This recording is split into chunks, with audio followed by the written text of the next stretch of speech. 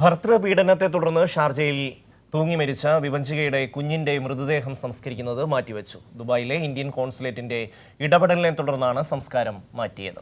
വിഭജികയുടെയും വൈഭവിയുടെയും മൃതദേഹങ്ങൾ നാട്ടിലേക്ക് കൊണ്ടുപോകണമെന്ന അമ്മ ശൈലജ ആവശ്യപ്പെട്ടിരുന്നു. അവർ അവിടേക്ക് എത്തിയിട്ടുണ്ടല്ലേ? ഷാർജയിലേക്ക് എത്തിയിട്ടുമുണ്ട്.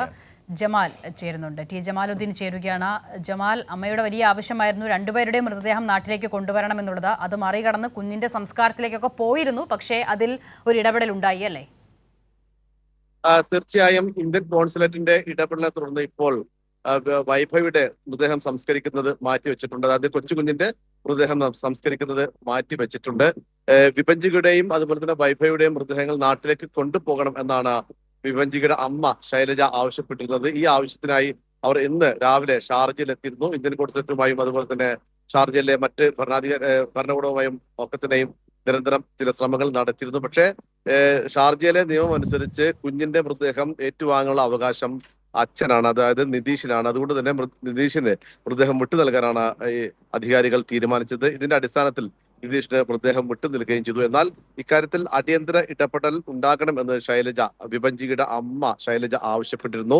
രണ്ടുപേരുടെയും, വിഭജികയുടെയും വൈഭവിയുടെയും മൃതദേഹം നാട്ടിലേക്ക് കൊണ്ടുപോകണം, നാട്ടിലേക്ക് കൊണ്ടുപോയി സംസ്കരിക്കണം. അത് നിതീഷിന്റെ വീട്ടിലോ അല്ലെങ്കിൽ തങ്ങളുടെ വീട്ടിലോ ആയാലും കുഴപ്പമില്ല, പക്ഷെ കേരളത്തിലേക്ക് കൊണ്ടുപോയി സംസ്കരിക്കണം എന്നാണ് ശൈലജ ആവശ്യപ്പെട്ടിരുന്നത്.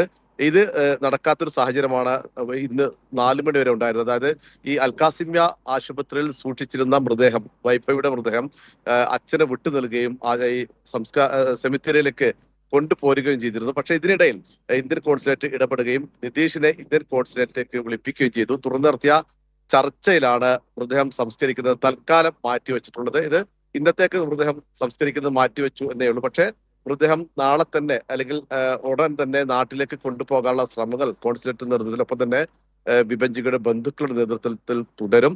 മറ്റൊന്ന്, ഇതുമായി ബന്ധപ്പെട്ട നിയമ നടപടികൾക്ക് ഇവിടെ വലിയ സാധ്യതയില്ല എന്നാണ് അറിയാൻ കഴിയുന്നത്. കാരണം ഇതുമായി ബന്ധപ്പെട്ട കേസ് നാട്ടിൽ മാത്രമാണ് നടക്കുന്നത്. നാട്ടിൽ തന്നെ ഇതിന്റെ നടപടികൾ തുടരണം എന്നാണ് ഇവിടെ നിന്ന് ലഭിച്ച നിയമോപദേശം. മറ്റു തരത്തിലുള്ള ഏതെങ്കിലും തരത്തിലുള്ള നിയമ നടപടികൾ നിതീഷിനെതിരെ ഇവിടെ ഉണ്ടാകില്ല എന്നാണ് അറിയുന്നത്. പക്ഷേ നാട്ടിൽ അതിന്റെ നടപടികൾ തുടരും. നിയമ നടപടികൾക്ക് മുന്നോട്ട് കൊണ്ടുപോകാൻ കഴിയും. ഏതായാലും ഈ രണ്ടുപേരുടെയും മൃതദേഹങ്ങൾ നാട്ടിലേക്ക് കൊണ്ടുപോകണം എന്ന ആവശ്യമാണ് അമ്മ ശൈലജ ഉന്നയിക്കുന്നത്. അത് തൽക്കാലം കുഞ്ഞിന്റെ മൃതദേഹം ഇന്ന് സംസ്കരിക്കുന്നത് മാറ്റിവെച്ചിരിക്കുന്നു. പക്ഷേ നാളെ നടക്കുന്ന ചർച്ചയിൽ അല്ലെങ്കിൽ ഇതുമായി ബന്ധപ്പെട്ട മറ്റു നടപടിക്രമങ്ങൾക്ക് ശേഷം എന്താണ് നാട്ടിലേക്ക് മൃതദേഹം കൊണ്ടുപോകുമോ അതോ ഇവിടെ തന്നെ സംസ്കരിക്കുമോ എന്ന് പറയാൻ കഴിയുകയുള്ളൂ.